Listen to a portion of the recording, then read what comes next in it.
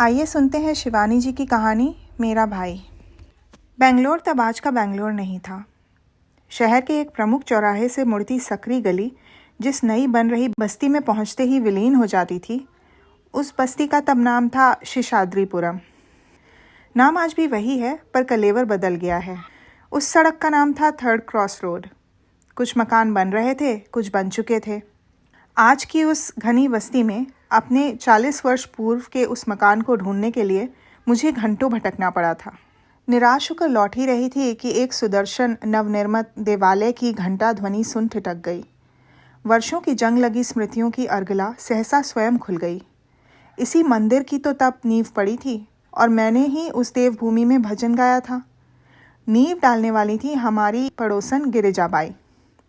तेजी से कदम रखती मैं मंदिर के गर्भगृह में खड़ी हुई तो दीवार पर टंगे गिरिजाबाई के आदम का तैल चित्र पर दृष्टि गई। रेशमी नीली साड़ी, चौड़ा सुनहला किनारा, कंठ में पड़ा मंगलसूत्र, बड़ी सी कंकरेजी बिंदी, नाक के दोनों ओर चमकती हीरे की लौंग और कानों में दगदगाते हीरे के कर्णफूल। पूरा मंदिर अगरबत्ती की धूम्र रेखा से सुवासित था। सूर्यास्त हो चुका था। आरती के लिए धृत ज्योति बना रहे पुजारी की नंगी पीठ देख मुझे एक क्षण को लगा गिरिजाबाई के पति राम स्वामी ही बैठे हैं। वे भी तो ऐसे ही नारायण स्वामी के भजन गाते घृत ज्योति बनाया करते थे और हमसे कहते थे, देखो माँ, इसे कहते हैं त्रिपुरी ज्योति। पहले तीनों ओर से बत्तियां बनाओ, फिर उन्हें एक कर दो। सुनिए, मैंने कहा। पुजारी चौंक कर मुड़ा। मैंने देखा वे तो कोई 20-22 वर्ष का तरुण पुजारी था। उसने आश्चर्य से मुझे देखा। यहाँ कहीं गिरिजाबाई रहती थी? ये मंदिर उन्हीं का बनवाया हुआ है ना? उसने सिर हिलाकर कन्नड़ में कुछ कहा। मूर्ति के सम्मुख झुके एक भक्त ने शायद हिंदी में पूछा गया मेरा प्रश्न और कन्नड़ में दिया गया उत्तर सुन लिया था। वो तो बहुत साल हुआ मर गया जी, उसने कहा। उनके पति? वे तो और भी पहले मर गया। आप बहुत साल बेंगलोर आया क्या? जी हाँ, 40 साल बाद। गिरिजाबाई हमारी पड़ोसी थीं। सुबैया को भी आप जानते होंगे। गिरिजाबाई का अनाथ भतीजा जो उनके साथ रहता था, वे कहाँ हैं? सुबैया को पूछता क्या? फिर वे व्यक्ति पुजारी की ओर मुड़ रहस्यमय ढंग से कन्नड़ में कुछ कहने लगा। आप उसे नहीं जानते क्या? मैंने कुछ अधैर्य से पूछा। अम्मा, बेंगलोर में सुबैया को कौन नहीं जानता? कितना मर्डर, रेप, बैंक रॉबरी किया उसने। कर्नाटक गवर्नमेंट 10,000 रुपये का इनाम बोला है उसको पकड़ने को। रेप, मर्डर और बैंक रॉबरी? वे दुबली पुतली टांगों और स्याह चेहरे वाला रिकटी छोकरा? पर फिर मैं बिना कुछ पूछे चुपचाप बाहर निकल आई। एक बार फिर मैंने साथ साथ जुड़े मकानों को देखा। नया नया पेंट, चमकती लाल छत, हरा पेंट किया जाफरीदार बरामदा और खिड़कियों के चमचमाते शीशे, जिन्हें हम प्रत्येक रविवार को अखबार की भीगी लुगदी रगड़ रगड़ साफ करते थे, जिससे उनकी शुभ्र पारदर्शिता भेद गोल कमरे में धरा हमारा रोजवुड का नया नया फर्नीचर राह चलते राहगीरों को भी क्षण भर ठिठकने को बाध्य कर दे। द्वार पर चढ़ी हुई थी प्रिमरोज की बेल, जिसके नन्हे नन्हे पीले गुलाबों की सुगंध संध्या होते ही अगरबत्ती की अवसन्न धूम्र रेखा सी पूरे परिवेश को सुवासित कर देती। वे बेल हमें सुबैया ने ही ला कर दी थी। कहता था वे सर मिर्ज़ा इस्माइल के माली से बड़ी चिरौरी करके हमारे लिए मांग लाया है। आज हमारे उसी मकान की खिड़कियों में बदसूरत टीन ठुके थे। प्रिमरोज की बेल न जाने किस अरण्य में विलीन हो गई थी। गेट टूटकर किसी बूढ़े जर्जर दांत सा नीचे लटक रहा था। काल की कुटिल गति क्या मनुष्य और वनस्पति, पेड़ पौधे, इमारत, झोपड़ी किसी को नहीं छोड़ती। इसी परिवेश में मेरे कैशोर्य की कितनी सुनहरी यादें दबी पड़ी थीं। तब इस मंदिर की मूर्तियाँ गिरिजाबाई के गृह में प्रतिष्ठित थीं। लाल मोज़ैक फर्श, अगरबत्ती और बेल मोगरे की खुशबू के बीच स्थापित वेंकटेश की दिव्य मूर्ति के सम्मुख तब भी अखंड ज्योति जलती रहती थी। स्वयं गिरिजाबाई का तेजोमय व्यक्तित्व भी उस पूजन गृह से मेल खाता था। गिरिजाबाई और रामस्वामी निःसंतान थे। कुछ वर्ष पूर्व वे गांव से अपने दूर के किसी रिश्तेदार के अनाथ पुत्र को ले आए थे। गिरिजाबाई उसे ठूस ठूस कर खिलाती रहती, फिर भी उसकी ठूंठ सी देह पर रत्ती भर मांस की परत भी नहीं चढ़ी थी। उस पर रंग था आबनूसी स्याह। अंधेरे में कोई देख ले तो भूत भूत कह चिल्ला पड़े। उस पर एक आँख भैंगी थी, कभी कभी लगता पुतली है ही नहीं। ललाट के बीचों बीच आँख के आकार के बड़े से घाव का निशान था। यही है मेरे शिव सुवैया का तीसरा नेत्र, गुस्सा आने पर गिरिजाबाई कहती। इसी से तो अभागे की सब पढ़ी रटी विद्या बह जाती है, दिमाग में कुछ टिकता ही नहीं। सचमुच ही बेचारा लगातार 3 वर्षों से एक ही क्लास में अटका पड़ा था। अरे तुम अच्छे अच्छे स्कूलों में पढ़ती हो, गिरिजाबाई कहती। छुट्टियों में घर आती हो तो इसे भी पढ़ा दिया करो, शायद तुम्हारी सोहबत का ही इस पर असर हो जाए। दूसरे ही दिन से सुबैया सुबह होते न होते अपनी कॉपी किताब ले हमसे पढ़ने आ जाता। नंगे बदन, ऊंची बंधी धोती, ललाट पर भस्म का प्रगाढ़ प्रलेप, सतर बंधी शिखा और काले स्याह चेहरे पर विद्युत वधी सी चमकती सफ़ेद दंत पंक्ति। माँ कभी कभी बौखला जाती। सुबह ही सुबह इस कलूटे कन्वे का मुंह देख लिया, न जाने दिन कैसा बीतेगा। वे काना नहीं है माँ, महंगा है। मैं अपने शिष्य का पक्ष लेती। मुझे उस पर बेहद तरस आता था। अनाथ लड़का, बुआ के यहाँ आश्रित नौकर किसी ही जिंदगी तो जी रहा था। अरे सुबैया, पानी भरा, कमरा झाड़ा, पूजा के बर्तन साफ किए, चल जल्दी कॉफ़ी बना ला। असंख्य आदेशों की गोली दागती बुआ जब कॉफ़ी पीकर शांत होती तो वे हमसे पढ़ने भाग आता। मेरे दोनों भाई उसे छेड़ते रहते। क्यों रे भड़बूजे, तुझे तो पसीना भी काला आता होगा, क्यों? अरे भूतनी के, कल बनियान पहन कर आना, तेरी नंगी काली पीठ आंखों में चुभती है। वह बेचारा हिंदी समझता ही कहाँ था, पर फिर धीरे धीरे वह हिंदी भी सीख गया। जितने दिन हम गर्मी की छुट्टियों में घर रहते, वे दिन रात हमारे यहाँ ही पड़ा रहता। क्यों रे सवैया, तुझे हमारे यहाँ इतना अच्छा क्यों लगता है रे? एक दिन मैंने पूछ लिया। बताऊं? उसने अपनी बड़ी बड़ी डरी सहमी आंखें उठाकर लजाकर सहसा झुका ली। बता ना, मेरी बड़ी बहन ने कहा। आप लोग सब इतने सफ़ेद हैं ना, इसी से। बेचारा अपने काले रंग के लिए ये विधाता को कभी क्षमा नहीं कर पाया। शायद वही कुंठा उसे एक दिन विधाता की सृष्टि का संहार करने को उकसा गई। रक्षाबंधन के दिन वह स्वयं ही एक सजीली राखी लेकर उपस्थित हो जाता। हमको आप राखी बांधेगा ना, इसी से हम लाया। तू क्यों लाया? भाई थोड़ी ही ना राखी लाता है, बहन उसे बांधती है। फिर पहाड़ में यानी हमारे देश में राखी दामाद और भांजे को बांधी जाती है। हमारे यहाँ भाई बहन का त्यौहार है भाई दूज। उस दिन आना, हम तुझे पूड़ी पकवान खिलाकर तिलक करेंगे और तू हमें रुपए देगा। ऐसा क्या? उसका मुंह लटक गया। अच्छा चल, मैं तुझे राखी बांध दूंगी, पर अगली बार तू राखी मत लाना। भाई थोड़ी ही ना राखी लाता है, बहन उसे बांधती है। मैंने उसे तिलक लगाकर राखी बांधी और मुंह में लड्डू भर दिया। आज से तू हमारा भाई बन गया सुबैया। भाई? उसकी आंखों में उल्लास की किरण फूट पड़ी। हाँ भाई, सच? हाँ सच। और फिर 3 वर्षों तक वे मेरा भाई, मेरे सगे भाइयों से भी पहले भाई दूज के पकवान खाने पहुंच जाता। रक्षाबंधन के दिन भी वे स्वयं राखी लेकर आ जाता। सुबह अखबार लेने हम में से कोई भी द्वार खोलता तो देखता, नंगे बदन, ललाट पर भस्म पोते, मेरा राखी बंद भाई देरी पर स्वामी भक्त श्वान सा बैठा है।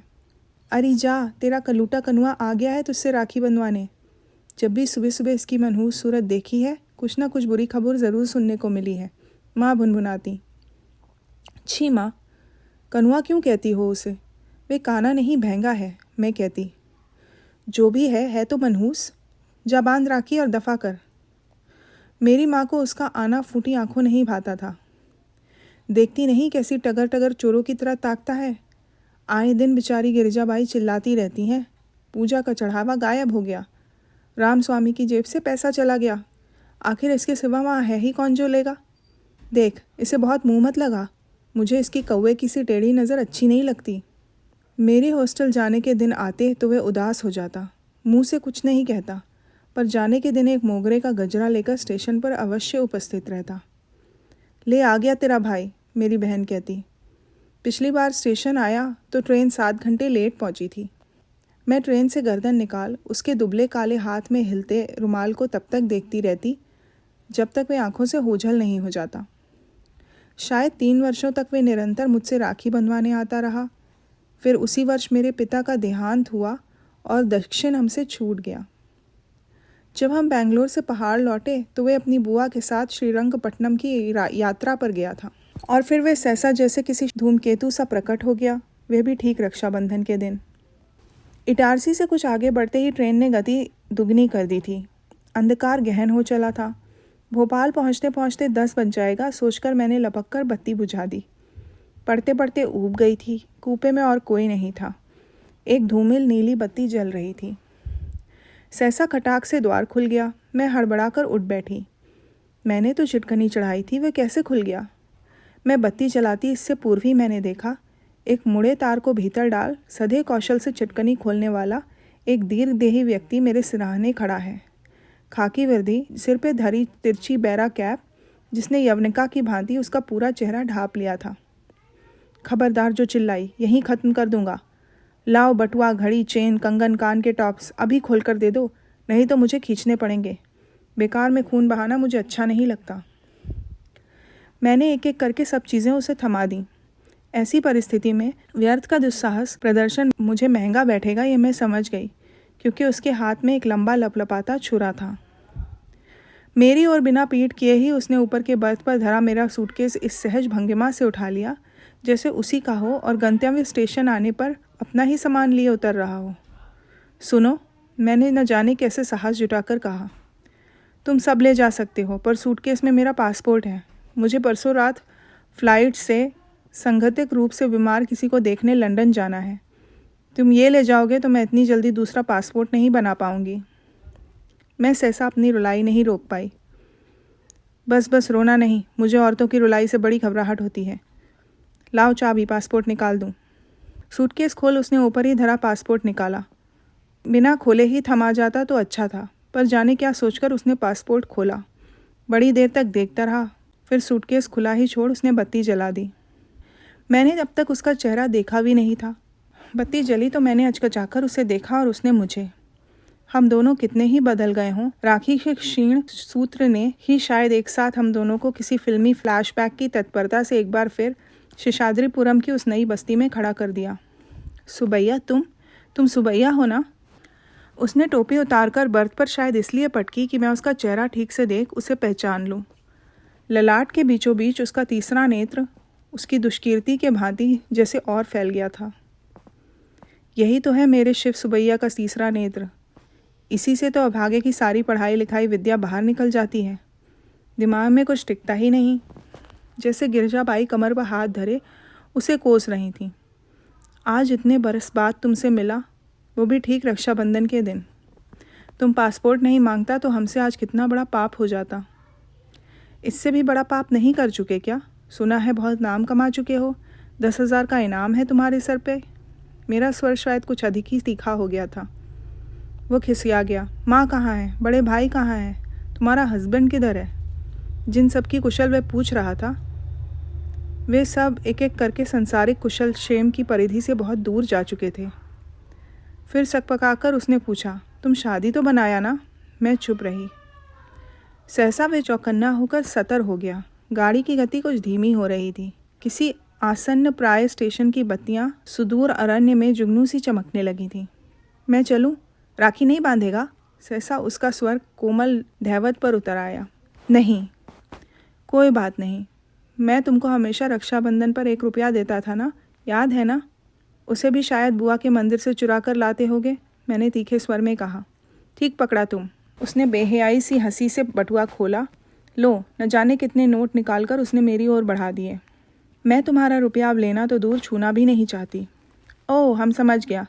कोई बात नहीं, तुम राखी नहीं बांधा, पर हमको लगता तुम राखी बांध दिया। और वो टोपी पहन तीर सा निकल गया। मैं कुछ देर तक उठ ही नहीं पाई। जब बड़ी चेष्टा से खुला सूटकेस बंद करके उठी तो दोनों पैर कांप रहे थे। वे लेकर चला जाता तो? मूर्ख की भांति पूरे 5,000 कैश लेकर जा रही थी। ट्रैवलर्स चेक बनाने का समय ही कहाँ मिला था। उस पर पासपोर्ट, कुल देवताओं की पोटली, 4 तोले के कंगन, घड़ी, हीरे की अंगूठी। कैसा बचाया वर्षों पूर्व बांधी राखी की डोर ने। पर तभी देखा, चलते चलते मेरा वह हदभागा भाई मुझे मात दे ही गया था। अपना वॉलेट वो मेरे सूटकेस में वैसे ही धर गया था। 100 पाउंडों की मोटी गड्डी, डॉलर, दिनार और फ्रैंक से भरा बटुआ। बकरा खाए अजदहे के पेट सा फूला था। न जाने किस विदेश यात्री की जेब कतर कर वे उसे तड़ी कर लाया था। निकलिस इंग्लिश लेदर के बटुए पर लिखा था, मेड इन ग्रेट ब्रिटेन, किंतु उसमें न नाम धाम है न अता पता। अब कहाँ ढूंढूं इसके स्वामी को और किसे लौटाऊं? सोचती हूँ कभी फिर तिरुपति गई तो वहाँ के दान पात्रों में ही इसे डाल आऊँगी। सुना है वहाँ संसार भर के महापातकी अपनी पाप की कमाई उड़ेल जाते हैं और उनका समस्त कलुष धुल जाता है। राखी तो उसे नहीं बांध पाई, पर इतना तो कर ही सकती हूँ जिसे अब मैं ढूंढ नहीं पाऊंगी। मेरे उस राखी बंध भाई को शायद दयालु वेंकटेश्वर स्वयं एक दिन मुश्के बांध अपने दरबार में बुला भेजें और वह अभागा उनके चरणों में गिरकर कह सके, पापोहम पाप कर्मोहम पाप आत्मा पाप संभवम त्राहि माँ मुंडरी काक्षम सर्व पाप हरो हरि। तो ये थी कहानी मेरा भाई, जिसे लिखा था शिवानी जी ने। आशा है आपको अच्छी लगी होगी। सुनने के लिए धन्यवाद।